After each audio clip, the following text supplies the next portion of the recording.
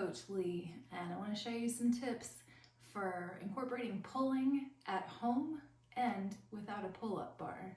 I had posted in my stories earlier, Jenny Rollins and Travis Pollan's podcast, Yoga Meets Movement Science, how we tend to do a lot of push-ups, handstand, bench press, and you want to balance that out with some pulling. But if you don't have a pull-up bar or a row machine or a puppy to walk, shout out Bandit, how do you do it? I have some ideas. One is the basic row. You can use a dumbbell, kettlebell, or even a resistance band. I'll show you how right meow. I have a chair here. I'm going to stay on both feet. A lot of times at the gym you see people do this with like a single leg variation that kind of starts to recruit the low back. I'm not into it. I just want to focus on my lats here. So I like the stability of both feet on the ground. Find a place to grip. And then your pelvis, we're not overextending, we're not tucking, nice neutral pelvis. Tone through the core, and then find a neutral spot for your arm to hang, and then bring it ever so slightly forward. Pull your elbow into your side, really close. Like if there was a pin here, you'd be holding on to it. And then all the way down and forward. Up.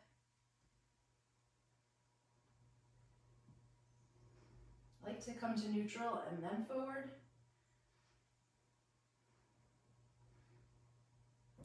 And that's my favorite way to do a dumbbell row. There's a million different grips that you can try and things you can do. That's the basic one that works for me. The next thing I want to show you is this nasty little thing that we can do with a rolled up yoga blanket. I'll show you seated, and then I'll show you how I'm going to do it from the ground. So this is pretty thick. If you do it with something thinner, like a sheet or a band, it's not going to be as hard. The thickness of the blanket and the fibers of the blanket and the action of pulling your arms apart, like you're trying to pull the blanket apart, are one of the things that makes this really hard. So I'm going to bring it up overhead, tuck my chin, tone through the core, and pull down to my sternum. So this is mimicking like a lat pull down. I'm going to lift up overhead, a little bit back behind, tuck the chin again, lift through the crown of the head, and bring it back behind. Elbows are squeezing into the side body, pulling down towards the hip points. Inhale overhead. Exhale down. So, that's too easy. We're going to do it from lying on our bellies in a locust pose. And I'm going to place this block in between my legs and squeeze it a lot. And that's going to keep my glutes really toned, my hip points and my pubic bone firmly pressing down to the ground. And I'm going to find my nice wide grip here. Tuck my chin, get really toned.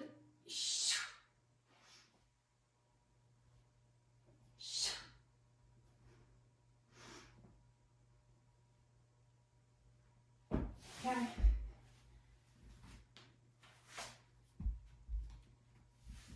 So that's a fun one.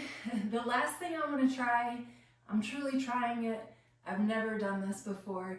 I've seen it done, but I haven't been brave enough to try it. The only time I've ever broken a bone was doing a handstand up against a door. And so I feel a little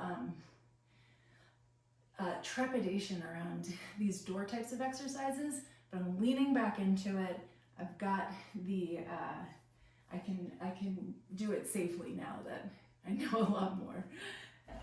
So I have 2 kitchen towels hanging in the door there, and the door is very safely shut. That door is not going to open. So I'm going to go over there and find the grips of the towels. First, I'm gonna practice just hanging for a few seconds. You really notice the shoulders start to open, creating a lot of space through the lats and the rib cage just by hanging out. And then after a few seconds, I'll try a couple of pull-ups and see how it goes. So, I'm gonna pull really hard, double, triple check. Find a nice neutral grip here, cross my legs, hope not to die.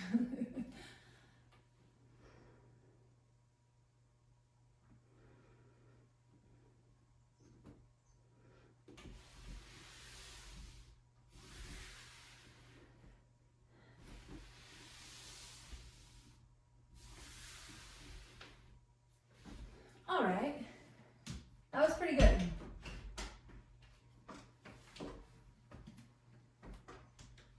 That was good, I liked it.